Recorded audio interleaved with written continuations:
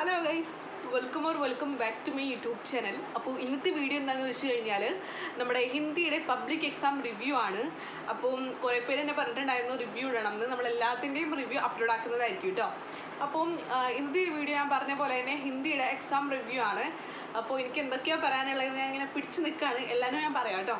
അപ്പോൾ ഹിന്ദിയുടെ പേപ്പർ എന്ന് പറയുന്നത് ഇതാണ്, നിങ്ങളെല്ലാവരും കണ്ടിട്ടുണ്ടാവും നമ്മുടെ പേപ്പർ.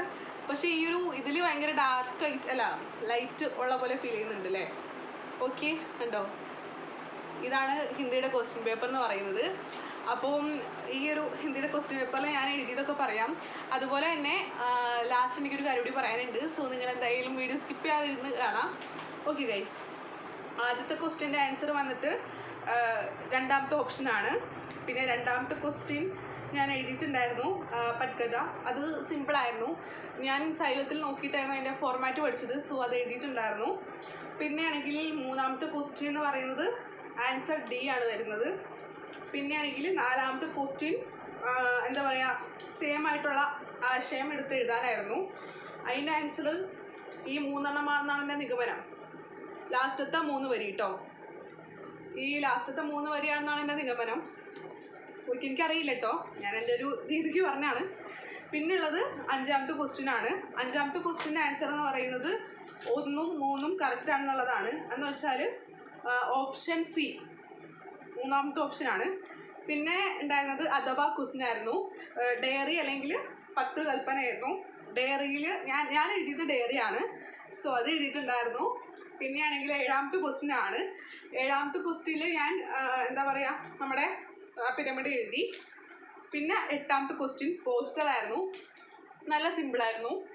പിന്നെ ഒമ്പതാമത്തെ ക്വസ്റ്റ്യനായിരുന്നു. ഒമ്പതാമത്തെ ക്വസ്റ്റ്യൻ ഞാൻ എഴുതിയിട്ടുണ്ടായിരുന്നു. പത്താമത്തെ ക്വസ്റ്റ്യനിൽ അഥവാ ഉണ്ടായിരുന്നു, ഓർ ക്വസ്റ്റ്യൻ ആയിരുന്നു. ഞാനതിൽ ഫസ്റ്റത്തെ ബാത്ത് ഷീറ്റാണ് എഴുതിയത്. രണ്ടാമത്തെ ബാത്ത് ഷീറ്റ് എനിക്ക് വായിച്ചിട്ട് മനസ്സിലായില്ല, അങ്ങോട്ട് കറക്റ്റായിട്ട് മനസ്സിലായില്ല, ഐഡിയ കിട്ടിയില്ല. അപ്പോൾ അതുകൊണ്ട് തന്നെ അത് എഴുതിയിട്ടില്ല കേട്ടോ. പിന്നെയാണെങ്കിൽ 11ാമത്തെ ക്വസ്റ്റ്യൻ ആൻസർ ഓപ്ഷൻ 2 ആണ്. ഓക്കെ, അടുത്തത് 12ാമത്തെയാണ് പെലേക്ക് ജീവനി. ഞാനത് പഠിച്ചിട്ടുണ്ടായിരുന്നു ഓൾറെഡി. അപ്പോൾ ഞാൻ മിക്സ് ചെയ്താണ് എഴുതിയിട്ടുണ്ടായിരുന്നത്. പിന്നെ ആണെങ്കിൽ അതിനാകെ 3 മാർക്കേ ഉണ്ടായിരുന്നുള്ളൂ. സോ അതിനുള്ളത് എഴുതിയാൽ മതി. ഓക്കെ ഗൈസ്, പിന്നെ ഏറ്റവും ലാസ്റ്റത്തെ ബാക്ക് പേജ് വരുമ്പോഴാണ് എനിക്ക് ഏറ്റവും നിങ്ങളോട് പറയാനുള്ളത്. അപ്പോൾ ബാക്ക് പേജിലുള്ളത് 13ാമത്തെ ക്വസ്റ്റ്യൻ അതിൻ്റെ ആൻസർ എഴുതി. 14ാമത്തെ ക്വസ്റ്റ്യൻ അതിൻ്റെ ആൻസർ എഴുതി. ആശയം എഴുതാനെന്ന് പറഞ്ഞിട്ടുണ്ടായിരുന്നത് ബോൺസായി.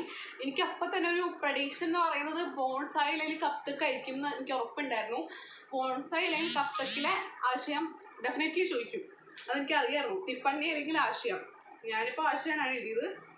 പിന്നെ ആണെങ്കിൽ 15ാമത്തെ ക്വസ്റ്റ്യൻ ലഗായേഗെ, അതാണ് ആൻസർ വരുന്നത്. ലഗായേങ്ക എന്നാണ് ഫസ്റ്റത്തെ ഇതിൽ കിടക്കുന്നതെങ്കിൽ രണ്ടാമത്തേൽ ലഗായേങ്കെ അങ്ങനെ ഇരിക്കുമല്ലോ വരുന്നത്. ഇനിയാണ് പറയാനുള്ളത്. രണ്ടാമത്തെ സബ് ക്വസ്റ്റ്യൻ നമ്മുടെ വിശേഷൺ ശബ്ദമായിരുന്നു. അത് ചോട്ടേ ബഡേ, അതാണല്ലോ അതിൻ്റെ വിശേഷൺ ശബ്ദം. പിന്നെ 16ാമത്തെ ക്വസ്റ്റ്യൻ, ഈ ഒരു ക്വസ്റ്റ്യൻ ആൻസർ ഇല്ലേ ഗൈസ്, എനിക്ക് ഭയങ്കര വിഷമമായിപ്പോയി. കാര്യം 2 മാർക്കുള്ളൂവെങ്കിലും എന്താ പറയുക, മാർക്കിൻ്റെ ആ ഒരു ഇതെനിക്ക് ഭയങ്കര ഇമ്പോർട്ടൻ്റ് ആണ്. മാർക്ക് എന്ന് പറയുമ്പോൾ തന്നെ ഒരു ഇമ്പോർട്ടൻ്റ് ആയിട്ടുള്ളൊരു കാര്യമാണ്. എന്നെ സംബന്ധിച്ച് അങ്ങനെയാണ്. അപ്പോൾ ഒരു 2 മാർക്ക് എന്ന് പറയുമ്പോൾ 2000 വിലയൊക്കെയാണ് എനിക്ക് തോന്നാറ്. ഈ 2 മാർക്ക് എന്താ പറയുക, എനിക്ക് എഴുതാൻ ടൈം കിട്ടിയില്ല. എന്താ സംഭവം എന്ന് പറയുന്നത്, ടൈം മാനേജ്മെൻറ്റ് കറക്റ്റ് ആകില്ല. നമ്മുടെ എന്താ പറയുക, അയച്ചെന്ന ടൈം ടേബിളില്ലേ, അതിലുണ്ടായിരുന്നത് 3:45 വരെയായിരുന്നു ടൈം. പക്ഷേ ടീച്ചർമാരാണെങ്കിൽ 3:30 ഓണം മേടിച്ചെടുത്തിട്ട് പോയി. അപ്പോൾ എനിക്ക് ഭയങ്കര സങ്കടമായിപ്പോയി. കാര്യം ലാസ്റ്റത്തെ ആ 2 മാർക്കിൻ്റെ ക്വസ്റ്റ്യൻ മാത്രം എനിക്ക് എഴുതാൻ പറ്റിയില്ല. കണ്ടോ, ഈ ഒരു ക്വസ്റ്റ്യൻ ഇത് മാത്രം എനിക്ക് എഴുതാൻ പറ്റിയില്ല, ബാക്കിയെല്ലാം ഞാൻ എഴുതി. എനിക്കതാണെങ്കിൽ എന്താ പറയുക, എനിക്ക് ഭയങ്കര വിഷമമായിപ്പോയി. മാർക്ക് നമുക്ക് പോണത് അത്രയ്ക്ക് ഒന്നാമത് ഈ ഒരു public exam is so important. അപ്പോൾ അതുകൊണ്ട് തന്നെ എനിക്ക് മാർക്ക് പോകാമെന്ന് പറയുമ്പോൾ തന്നെ ഭയങ്കര വിഷമമാണ്. അതും 2 മാർക്ക് എന്ന് പറഞ്ഞപ്പോൾ അതിനേക്കാൾ എനിക്ക് പോയി. 1 മാർക്ക് എന്ന് പറഞ്ഞാണെങ്കിൽ പിന്നെയും എനിക്ക് കുഴപ്പമില്ലായിരുന്നു, എന്നാലും എനിക്ക് വിഷമം ഉണ്ടാവും. പക്ഷേ 2 മാർക്കിൻ്റെ അത്രയും എനിക്ക് വരില്ല. ഇപ്പോൾ നിങ്ങൾ വിചാരിക്കുമ്പോൾ ചിലപ്പോൾ ചിലർ വിചാരിക്കും 2 മാർക്കല്ലേ, അത് പോട്ടെ, അത് ഇപ്പോൾ കുഴപ്പമില്ല. പക്ഷെ അങ്ങനെയല്ല. നിങ്ങൾക്കറിയാലോ, നമ്മൾ എന്താ പറയുക, ഈ ഒരു മാർക്കിൻ്റെ ബേസിലാണ് 10th പ്രൊമോഷൻ നോക്കുന്നത്. അപ്പോൾ എനിക്കത് ഓർത്തിട്ട് ഭയങ്കര ടെൻഷനായിരുന്നു. ഞാൻ വന്നത് തന്നെ എന്താ പറയുക, കരഞ്ഞിട്ട് കണ്ണൊക്കെ കലങ്ങിയിരുന്നു. അപ്പോൾ എനിക്കത് ഓർത്തിട്ട് ഭയങ്കര വിഷമമായിരുന്നു കേട്ടോ. നിങ്ങളുടെ എങ്ങനെയെന്ന് പറയാം, ടൈം മാനേജ്മെൻറ്റ് കറക്റ്റായിരുന്നു എന്ന് പറയാം. എനിക്ക് ശരിക്കും ടൈം കിട്ടിയില്ല. ആ ലാസ്റ്റത്തെ ക്വസ്റ്റ്യൻ എനിക്ക് വായിക്കാൻ പോലും ടൈം കിട്ടിയില്ല. അതിൻ്റെ ആൻസർ ഈ ഒരു പാരഗ്രാഫിൽ ഉണ്ടായിരുന്നു. ഇതിൻ്റെ ആൻസർ ഉണ്ടായിരുന്നു. പക്ഷേ നോക്കാൻ ടൈം കിട്ടണ്ടേ, നമുക്ക് ഒരു ഇതും ഇല്ല. ഞാൻ ടീച്ചർമാരോട് പറഞ്ഞു, പക്ഷേ ഒരു രക്ഷയില്ല ഗൈസ്, ടൈം കിട്ടിയില്ല. അത് ഓർത്തിട്ട് ഭയങ്കര വിഷമമുണ്ട്. പക്ഷേ കുഴപ്പമില്ല, ഇപ്പം നമ്മൾ ഇത് പഠിച്ചെങ്കിൽ എന്നാലും അടുത്ത എക്സാമിൽ നമ്മൾ ഇമ്പ്രൂവ് ആക്കും. പക്ഷേ എന്നാലും ആ ഒരു ക്വസ്റ്റ്യൻ എഴുതാതെ പോയ ഒരു ഇത് എനിക്കുണ്ട്. ഞാൻ ലാസ്റ്റത്തെ കൂടി എനിക്ക് ടെൻഷനായിട്ടോ. എന്ന് വെച്ചാൽ ടീച്ചർ വന്നിട്ട് ഇങ്ങനെ പറഞ്ഞുകൊണ്ടിരിക്കുക. അപ്പോൾ ഞാനാണെങ്കിൽ എഴുതുമ്പോൾ എൻ്റെ കൈ വിറയ്ക്കുന്നുണ്ട്. എനിക്കിങ്ങനെ ടെൻഷൻ വരുമ്പോൾ കൈ വിറയ്ക്കും. അപ്പോൾ കൈ വിറയ്ക്കുന്ന ടൈമിൽ ഞാൻ ഷേക്ക് ആയിക്കൊണ്ടിരിക്കുക. ആ ടൈമിലാണ് എഴുതിക്കൊണ്ടിരിക്കുന്നത്.